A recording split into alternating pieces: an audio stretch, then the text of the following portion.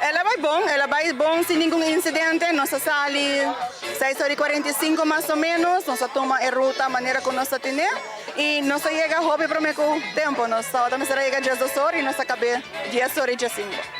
Ano passado, quando eu me viajar, nós temos mais ou menos 5 ciclistas, com a Unipa e Meta, e ano aqui é 350.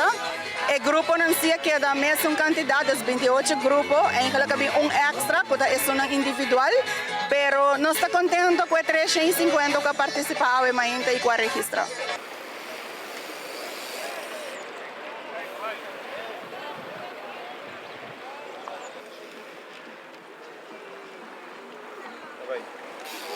Quero agradecer Ibiza, Ministério de Deporte, também que ajuda-nos com isso aqui.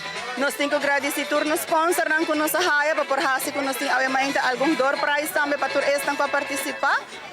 Entre Nanta Seitar, DH Nutrition, FX Sport, Specialized Store, Nature Discount, Aruba, Driftwood, Pizza Hut, Valentina's Home Center, Tech Shack, Anang Tour. É algo que o tour ainda nos quer organizar, já nós temos fecha acaba, qual é 27 de outubro de 2024.